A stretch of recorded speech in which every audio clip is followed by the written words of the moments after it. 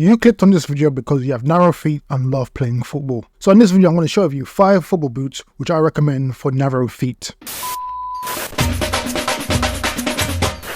Now the first one on the list is the Nike Tiempo Legend 10. Now this is another boot which has shown a great transition from kangaroo leather to a synthetic based leather. And the synthetic version of leather that Nike are using is what they call Fly Touch Plus. Now the advantages of using synthetic leather in terms of a performance aspect is that it absorbs less water, and because it's a bit thinner and lighter, it offers more of a barefoot feel as well on the ball. The boot however does still use the same outsole as on the previous version. Now in terms of how the Tiempo 10 feels, it feels more like a speed boot rather than a usual touch or Tiempo boot.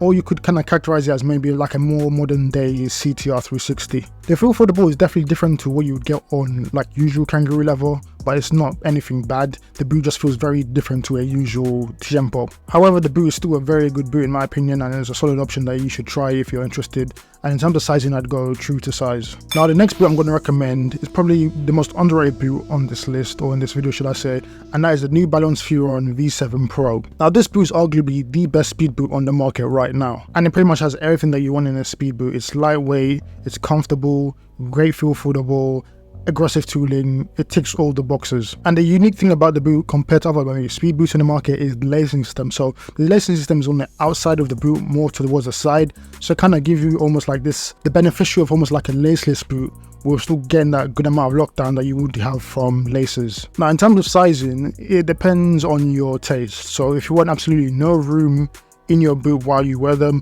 I'd say go true to size, but if you want a little bit of room, I'd say go half a size up. Now next is the Nike Phantom Lunar, and there's a bit of a confusion around this boot. So of course the kind of main thing about the Lunar was that it's designed more specifically to suit women's feet, but the boot itself is still unisex. Men and women can wear this boot.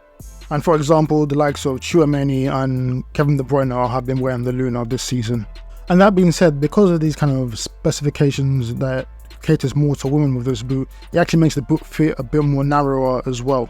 Now the boot is actually very kind of structured and well built, it's quite well padded throughout, but despite this you still get a good amount of lockdown, a very actually surprisingly good amount of lockdown, as well as a very responsive touch on the ball.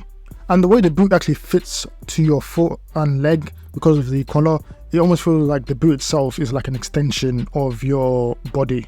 And one of the main things around Lunar was its very unique sole plate. You've got this like very big 360 cyclone around the forefoot of the boot itself, and it was supposed to stop or reduce the risk of getting injuries. That I can't really quantify, or maybe I can't really say because of maybe placebo that pivoting does feel easier. Whether it does or not, I really don't know, but overall I feel the boot is still a very good option. It's a solid option, so if you wanted to try it, I'd recommend the boot as well. Now in terms of sizing, if you want to go like very true to size where there's no room in your boot, I'd go bang on true to size, but if you want a bit more space, I'd go half a size up. Now my next recommendation is the Adidas X Crazyfast, and there are 3 options. So you have the 0.1L, which stands for laced, or the 0.1LL, which stands for laceless, and then you have the plus version. Now I don't own the plus version, but I've heard it's very reminiscent of the old school Adidas F50 Adizero, and actually features the thinnest upper heel leg and a football boot on the current market right now. Now I own the 0.1L, which is basically the same thing as the LL, except it has laces. Now in terms of the boot itself, it features a very thin upper, so thin that at some points it actually is translucent, but it offers a very responsive and like barefoot sensation on the ball, which actually is very unique to a lot of boots. Other than that, it also has a very responsive, aggressive outsole, and of course it's going to be lightweight, great lockdown, all the kind of things you'd expect in a speed boot. Comfort wise, they do take a bit of time to actually break in fully. They start off with a bit of stiffness, but that gradually goes away.